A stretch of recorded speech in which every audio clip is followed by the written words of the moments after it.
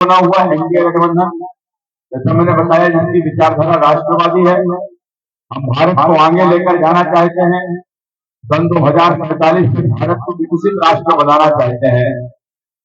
बात जब विकसित भारत की आती है तो विकसित भारत में अमेरिका, जापान, ब्रिटेन, जर्मनी के जैसे वो तमाम सारे देश जहाँ के ऊपर मूलभूत समस्याओं से मुक्ति मिल चुकी है, जहाँ के ऊपर गरीबी समाप्त हो चुकी है, जहाँ के ऊपर अशिक्षा नहीं है, जहाँ के ऊपर 100% साक्षरता है, जहाँ के ऊपर स्वास्थ्य की बेहतरीन सुविधाएं हैं और जहाँ के ऊपर टेक्नोलॉजी में भी हमसे बहुत आगे हैं।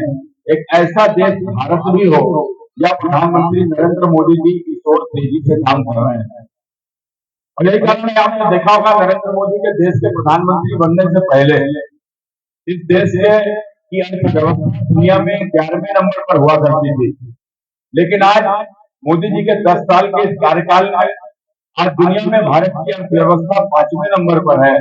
और मोदी जी ने कहा कि तीसरे कार्यकाल में जो हमारी गति है, ये तीसरे कार्यकाल में ही हम दुनिया की तीसरी अर्थव्यवस्था बन जाएंगे और सन 2047 तक हम दुनिया में 1 नंबर के देश होंगे।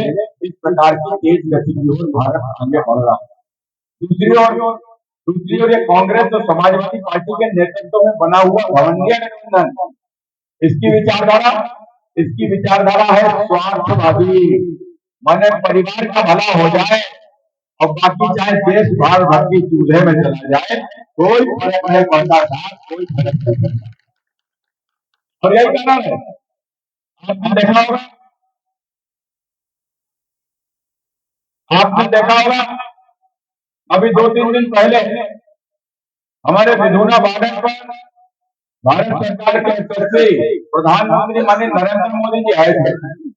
और जब नरेंद्र मोदी जी आए थे तो मोदी जी ने कहा है कि मेरा कोई परिवार नहीं है, मेरा कोई बेटा बेटी भी नहीं है, मुझे किसके लिए करना है, मुझे अपने बच्चों के लिए कुछ भी नहीं करना है, मुझे तो जो कुछ भी करना है आपके बच्चों के लिए करना है, आपके बच्चों के भविष्य के लिए करना है। जो एक इस प्रकार का प्रधानमंत्री नरेंद्र मोदी है, मैंने जो अपने परिवार के लिए नहीं बल्कि देशवासियों को अपना परिवार मानकर काम करते हैं। और दूसरी ओर आप जानते ही हैं कि भारतीय जनता पार्टी जीतेगी तो मोदी जी देश के प्रधानमंत्री होंगे।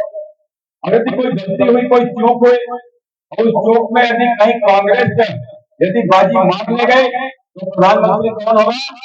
तो प्रधानमंत्री होंगे राहुल गांधी। अब हमारा देश किसके हाथों में हो, कौन हमारे देश को सुरक्षित रख सकता है, कौन हमारे देश को लूटने से बचा सकता है?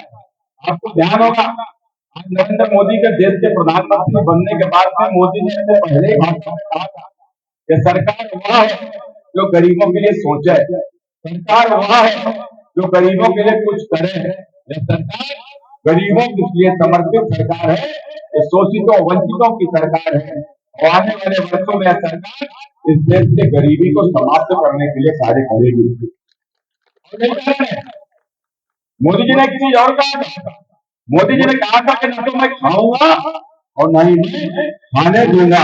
तो ये जो खाने की परंपरा इस देश में चल रही थी, जिसकी सरकार बनती थी वो सरकार बनते ही लूट में जुट जाता था, गरीबों के योजनाओं के साथ में उनके अधिकारों पर डाका डालने का काम करता था। आपको ध्यान होगा आज राहुल गांधी के पिताजी जब राजीव गांधी देश के प्रधानमंत्री थे तो राजीव गांधी कहा करते थे कि हम ऊपर से 100 रुपया भेजते हैं लेकिन नीचे तक पहुंचते पहुंचते केवल 15 रुपया रह जाता है। ये 85 रुपया कहाँ चला जाता है? ये 85 रुपया नेताओं और अधिकारियों की जेबों में चला जाता था। और यही कारण था कि 1500 की करोड़ कोठी बनाता था, कोई 2500 करोड़ की कोठी बनाता था, कोई लंदन में प्रॉपर्टी खरीदता था, कोई दुबई में प्रॉपर्टी खरीदता था।